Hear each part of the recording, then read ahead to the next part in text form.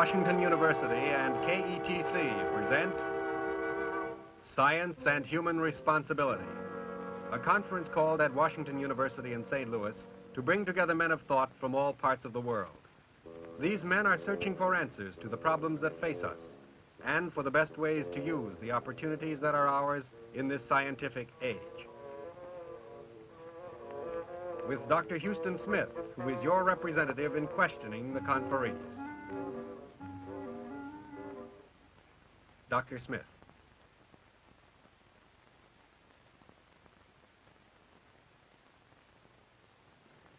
This is a statue by a Moravian sculptor named Polaszek. He meant it to symbolize man, you and me, carving out our destiny. If we accept it in this sense, what does this chisel here represent? Well, reason, I suppose, for ever since man became man, reason has been the chief instrument through which he has affected his future. But in our time, it would be reason functioning primarily through the mode of science. For this is what it really means to live in the scientific age. It means to live at that time when man has a new tool through which to effect his release, if only he can keep from cutting an artery in the act. And this is precisely the theme of this conference that opens tonight. How can science be used to release man's fuller potentialities without destroying him? This is really a fantastic age in which we live, this age of science. This very fact that I, here in this studio, am talking to you miles away in your living room, this is only the most immediate evidence. The major changes that science has wrought in our lives, you're familiar with them as fully as I am. How in the last century, for example, our life expectancy has been doubled. The way in which our workloads have been reduced to the point where today, for example, it takes only 1/5 the amount of work to raise a bushel of corn in Iowa as was required as little as 25 years ago. The fantastic precision and accuracy of science really rocks the imagination when we stop to think of it. Only last June there was discovered the neutrino, a particle so small that it can pass through trillions of miles of solid lead without ever touching anything. Well, we could go on like this for ages. We could turn this entire conference into one long March of Science documentary, heap the studio with piles of irradiated potatoes that would never rot, stack up beefsteaks that would never spoil even though kept at room temperature. We could build here in the studio a model of a house which even today in Massachusetts is being heated the year round using nothing but the free warmth of the sun. I say we could go on this way, but we're not going to.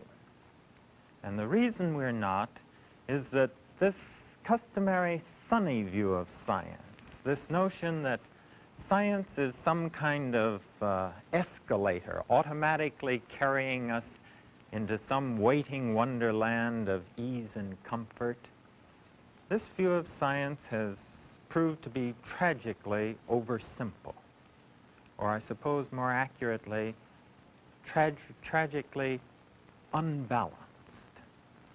The wonders of science, what it has done for us, what it will do for us, this is one tremendously important part of the picture. But it's a piece that has to be supplemented with two other pieces which are equally important, though they are not as often remembered. One of these other pieces is the way in which science is energizing history in our time. Do you remember back couple of decades ago, when the dominant fear that science was posing for us was the fear of entropy. The world was running down. The universe was cooling off to the point where somewhere a couple of 100 million years down the line, it would be locked in one giant ice cap of absolute zero. This view was so widespread that it even got itself incarnate in poetry. Do you remember the lines? This is the way the world ends. This is the way the world ends. This is the way the world ends, not with a bang, but a whimper. Well, we don't hear much about entropy today. Somehow the bang has come back into the picture. Other civilizations may end in creeping paralysis or pernicious anemia. Ours will end, if it ends in our time, in convulsions. Other worlds may end in a deep freeze. Our world, if it ends in our day, will end in explosion. Power, there's no lack of power today. Enormous energy, immense vitality surging up in the lives of people as they catch the vision of what science can do for their lives. This is particularly true of the peoples of Asia and Africa.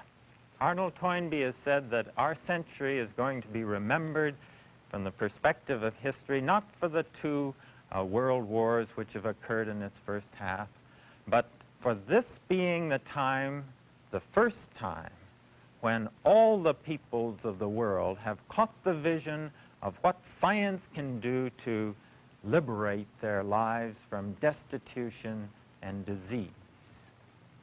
There's a chant that is heard in South Africa today, which sings of the lion which has been sleeping but now is about to awaken. Let's listen to this chant as the camera brings us some glimpses of the sleeping giants of Asia and Africa, stirring to life as they catch the vision of what science can do for their lives.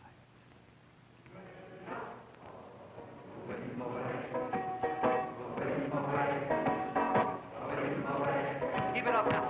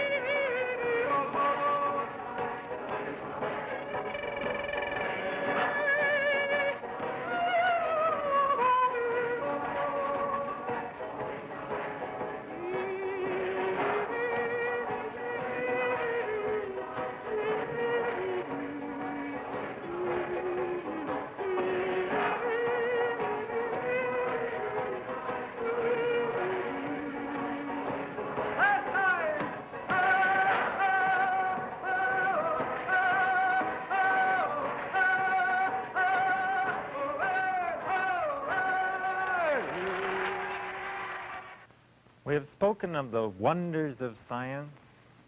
We have spoken of the tremendous energy which science is bringing to life in human history in our time. There is a third piece which must be added to this picture before it is complete, and this is the paradox of science. If man 150 years ago had been given 3 wishes, what would he have asked? Better health, I'm sure, would have been one wish, for plagues were periodically ravaging his communities. 1 child out of 5 died before the age of 15. The average life expectancy was well under 50 years. What man then wouldn't have given for these serums that could knock out smallpox, diphtheria, typhus, typhoid, tetanus? What he wouldn't have given for devices like this for detecting incipient tuberculosis? If he had had a second wish, I suppose it might well have been the wish that he might be relieved from some of his back-breaking toil. For 12 to 14-hour days were simply standard and routine then. What man 150 years ago wouldn't have given for hydroelectric plants like this to lift the burden of labor which rested so heavily upon his shoulders? For his third wish, perhaps man might have wished for the power to love his neighbor more effectively. For humanitarian impulses have probably always figured in man's vision of the good life. Well, suddenly, all these things have been granted to man in a power he never would have dreamed. I suppose never in human history have such large-scale wants been so fully answered as these three we have noted within the last 150 years by the power of science. And yet, and this is the paradox of the matter, the very granting of these wishes have led to equal problems, and sometimes they look almost as though they were greater problems. Health, for example, has brought in its wake enormous population growth. Here is a chart based on some statistics that Julian Huxley has supplied us with, and in a later session of the conference, he will be speaking to this tremendous problem of enormous population growth in our own time. Then the problem of hunger that follows in the wake of this growing population as the number of people on our planet outstrips the present food potential. And then in turn, as growth of population leads to hunger, the aggravation of the dangers of war, as people cramped for space reach out, as they have in our own day, for Lebensraum in which they might exist. Or take the second wish of man for power. Power he has been given aplenty. He has unlocked the forces of nature and harnessed them to do his work for him, to the point where today you and I have 98% of the work required to maintain our standard of living done for us by machines. But, and here is the paradox of the matter, the same sequence of discoveries which have led to our labor-saving devices essentially have led to the bomb. A recent dispatch by the celebrated science reporter of the New York Times says this, that now with the successful testing of our first megaton hydrogen bomb, we have entered an age in which one plane carrying just one hydrogen bomb can deliver a cargo of destructive force about 5 times the total load of explosives dropped by World War II by all the combatants. I tell you, not for your comfort, yea, not for your desire, save that the sky grows darker yet, and the seas rise higher. Even humanitarianism, it would seem, is showing a weird kind of kickback. Never before in human history has man had such power to help those who are physically, mentally, emotionally deficient. And yet, the very act of helping them has caused a leading geneticist in our time, Charles Galton Darwin, to predict that in aiding these unfortunate persons, we are thereby channeling their defects back into the human stream and thereby contributing to its long-term deterioration. Science, it would seem, has been scandalously successful. It has taken care of more problems than we dreamed it ever could. And yet, in doing so, with each problem it has taken care of, it has confronted us with two more, it often seems, and often they look as though they were larger than the ones that have been solved. We used to think of science as man's savior.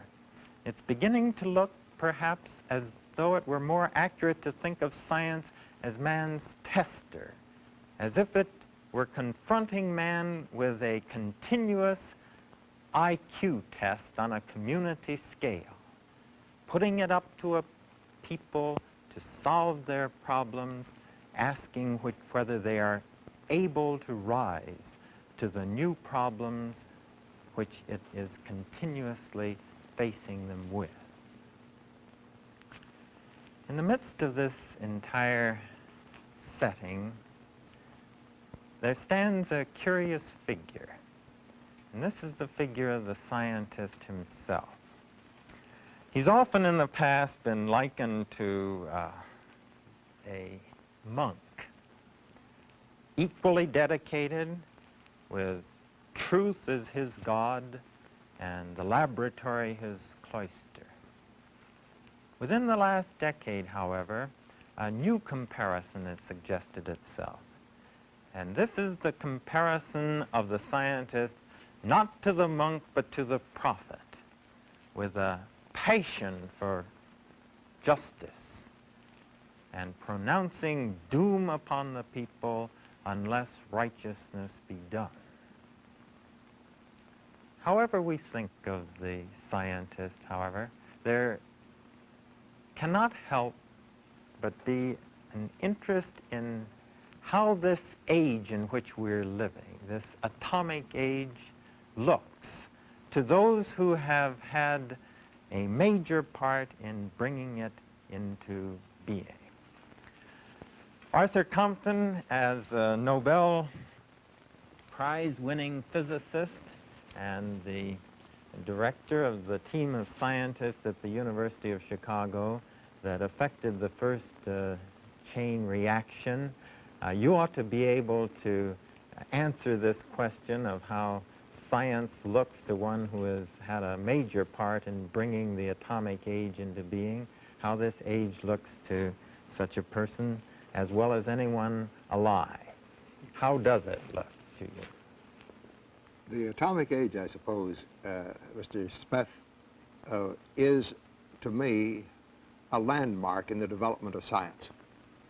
Science has been progressing, as you've just been pointing out. It's been making many discoveries.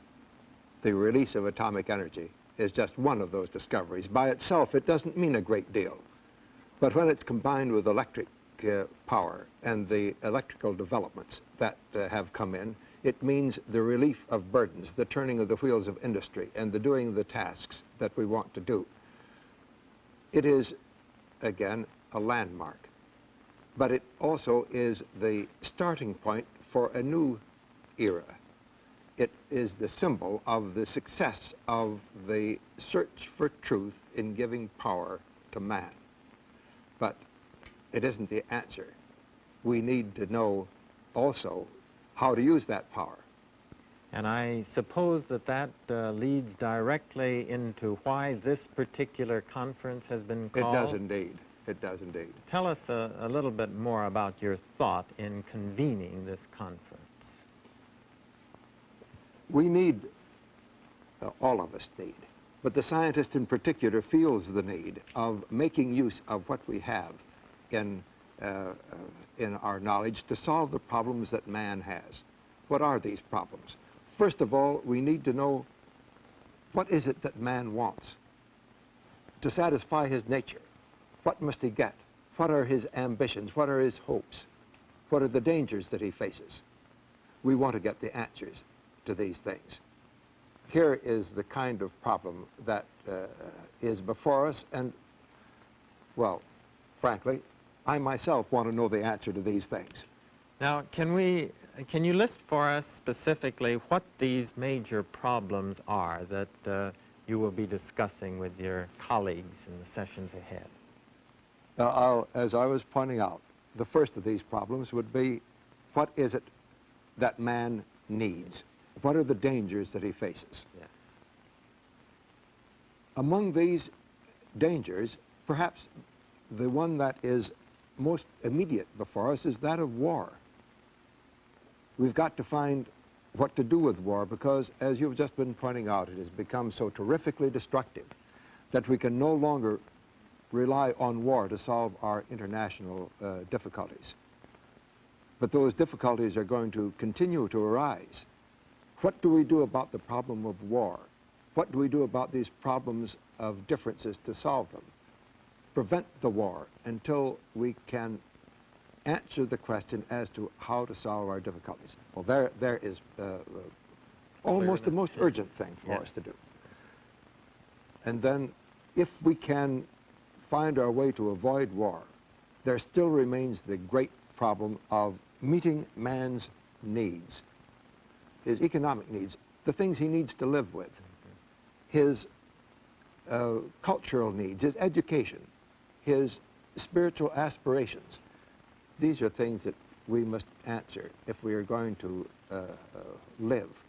Well, then, finally, we must have some way of corralling our human potential, because I think we can say in advance that we have within our power the means of solving of getting the adjustments needed for solving the international differences without resort to war. If we are agreed that we want to do it, I mean, I don't mean you and I mean everybody in the world, we have the means of meeting our economic problems, even with the rapidly rising potential population that you have been talking about, if we will go at it in earnest. The question is, will we do it in earnest? This question then of rallying the human potential. These are the problems that I think we need to do. Well, need to get at. I can't think of a more important list of problems than that. Who now will be coming? Who have you invited to come and discuss these?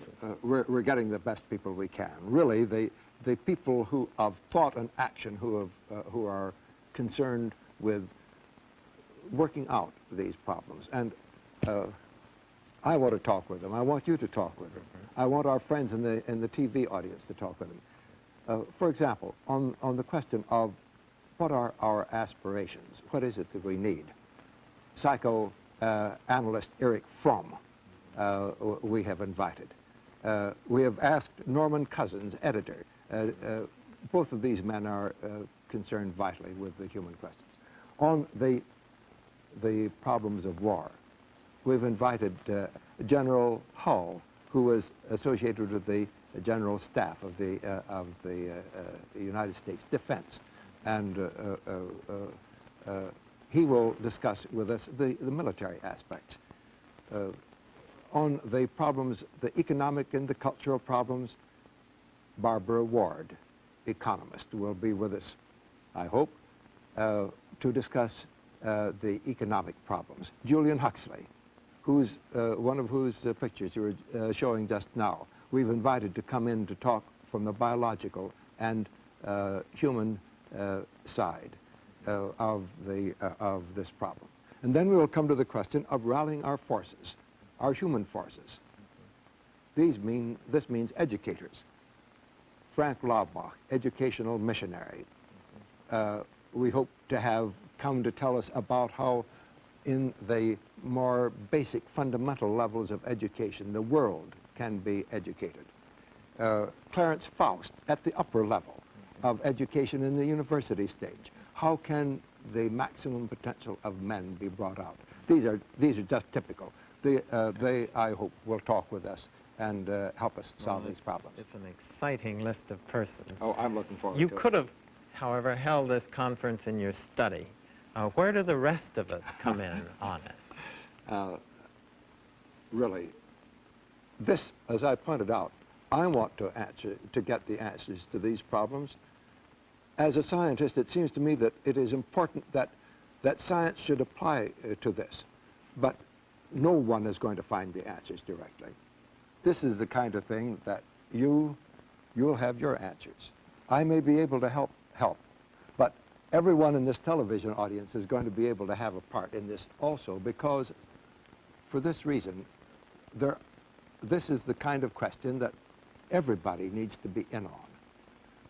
Not only because the answers are thus obtained, but because it is a question of attitude that is important.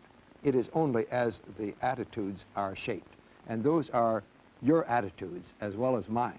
It is only as the attitudes are shaped that we have that we can really get down to this question as the way we need it. Well, it's an exciting prospect, and I look forward, among other things, to talking with you, too, about these important problems.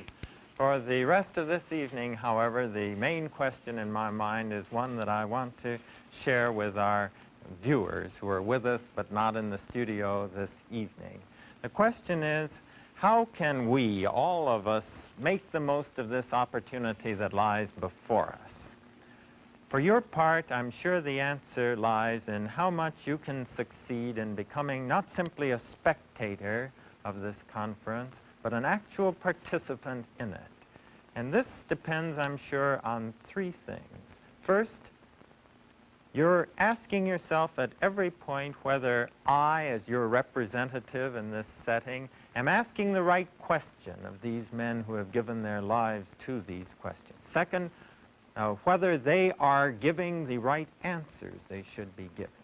Then it depends upon your inviting over people perhaps into your home to view these with you so that you can carry on the discussion in your own living room after the half-hour sessions are over. And finally, it depends upon your reading from the list of suggested books which these persons will be recommending as having been most influential in shaping their own thinking. We have a distinguished list of participants.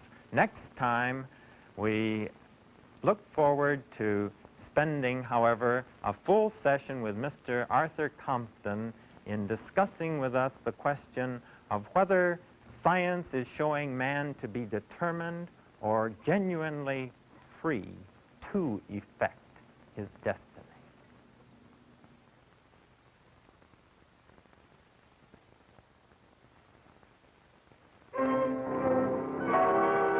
This has been Science and Human Responsibility with Dr. Houston Smith. Appearing on this program with Dr. Smith tonight was Dr. Arthur H. Compton, Distinguished Service Professor of Natural Philosophy at Washington University.